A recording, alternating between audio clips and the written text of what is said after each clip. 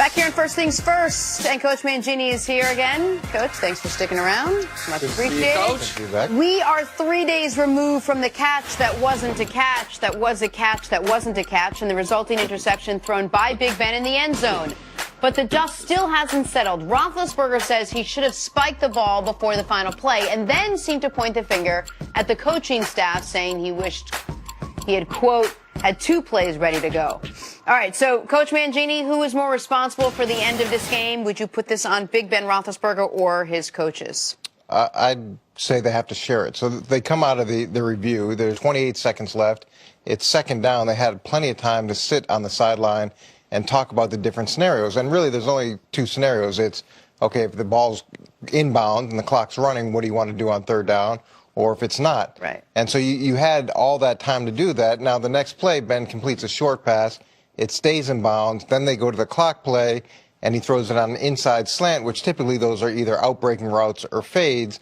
So they both share the blame. Having a second play ready to go, I think, would have been the smart thing to do, and you would expect that coming off of a review.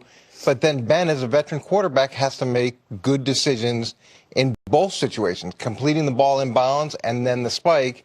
Both of those, you would think, as a veteran quarterback, you might have a different decision. Were you surprised that after the game, in his talking to the media, he actually sort of threw some of his coaches under the bus, said, I got it, I was told what to do, and I changed my mind and went and did it? I think every family operates a little bit differently, and Pittsburgh operates a different way than the family that I grew up with, so I think it works for them. I think it's really not fair to Ben to say he threw the coaches under the bus, because when you're in those situations, you're trying to communicate to someone doing an interview, which you're very familiar with. When you ask me a question, what was the communication like at the end? So I try to go back during the game. I'm a little more savvy than Ben to try to think about what I was thinking about, but also what I'm going to say and how people are going to perceive it. And those could be 2 different things. Yeah, so Ben didn't do a good job as far as that, because you cannot tell people exactly what happens in an NFL game. I don't care how much they think they understand it. I don't care how much they think that they know what goes on. It's a total different world. And how we share information is different. We're not going to tell the truth. Ben should have never told the truth. Like, if the Todd was talking to him, the public should have never known that. That's not something they should know. Now, Ben, the only thing he should have talked about was himself. Well, right, like, Cece, you said you're not as savvy as you would have been right after the game, but it was the press conference right after the game, and then, or the interview right after the game, and then the press conference on Tuesday when he added to it saying, yeah, I wish we would have had multiple plays ready to go. Yeah, to me, that's... It didn't make sense. Okay, he just made some stuff up. It only made sense if he's trying to shift the focus from his mistake to more of a collective mistake. And that is something we've seen there is a bit of a history here of Ben Roethlisberger. He's got a history of a few things that aren't great. Like, that people say, oh, he exaggerates his injuries. I'm not going to bang him on that because I don't know how the man's body feels. I've been covering him. He exaggerates. Okay, and look, in fairness to Todd Haley and to Ben, you're coming off a review. You think you've got a touchdown. And I sit here at the desk, and we sit here at the desk. It's really easy to look at this in the rearview mirror and say, okay, this should happen and this should happen.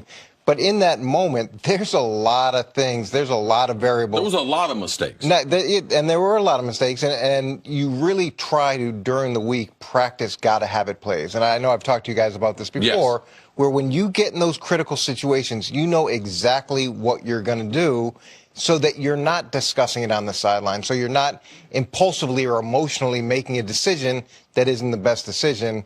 And that's something you try to control as much as you can. This is a huge mistake. First of all, when they burned their last time out by getting in Juju Smith-Schuster, getting inside the 10-yard line, they burned their last time out.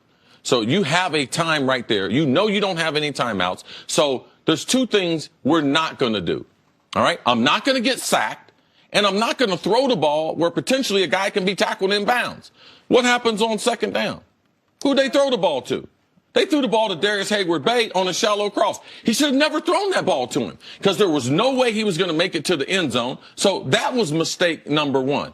Ben's got his wrist. You got all the plays on your wrist. So for him to say, oh, we should have had 2 or 3, you got the whole playbook right here on your wrist. You're doing 2-minute drills. So that was an excuse. Those are mistakes. And when they went to the review, the only thing that you're thinking about as the offensive player, what play we're going to run next. Right. Because what are they doing during that time? The only thing, because here's the critical point.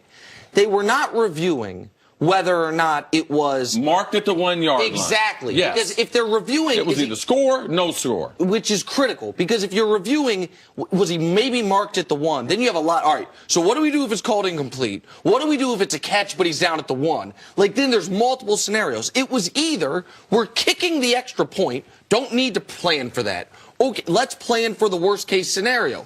They're going to call it incomplete. Okay, so we know the clock's going to be stopped here. We know we're going to have 2 shots into the end zone with no timeouts. What are we doing? And what are we doing? Like, that's where everyone, and Ben, as a Hall of Fame veteran quarterback, has to be a leader of that part of the discussion. And oftentimes coaches and players will get criticized for being unemotional. But that's the reason you want to be unemotional in those moments, is because whether it's a touchdown or not a touchdown, the only thing that affects you offensively is if you are going back out there, and then you want to be sitting there. Don't worry about whether it's a score or not a score. What are we going to do, okay, if we have to go back out and play these next 2 downs? But you can get caught up in the emotion and everybody's. They didn't have the go-to plays that you mentioned, and in those situations, you have to know your personnel. Well, what are you talking about, Chris? Well, at that time, Martavis Bryant, he's not in the game. Antonio, he's out of the game. He's at the hospital. So you know who we have as a wide receiver? We have Eli Rogers out wide at 5'9". Oh, the beast that he is. We have Juju Smith-Schuster out wide left. We have Darius Hayward-Bay, who is a glorified special teams player in the game. So when you have those, you can only throw the ball to 2 people. That's either Juju Schuster or L. Bell, the running back. You do not throw the ball to those other guys unless they are wide open. So for me, not only from a mechanic standpoint, not knowing your personnel, not knowing who was in the game. You're not going to throw a slant to Eli Rogers. The guy's 5'9", going against 2 defenders. That was, among other decisions, Ben needs to eat that one because that's his mistake. It just the whole last couple series just looked messy and confused and unsure of, and it seemed like instead of focusing on exactly what they needed to do and be prepared, like you mentioned, they were just sitting there waiting like everybody else to see what the call was going to be, and they wasted all that precious time. All right, Coach, stick around. Coming up, these Steelers came oh so close, but what's the key to actually beating the New England Patriots? He's going to tell us.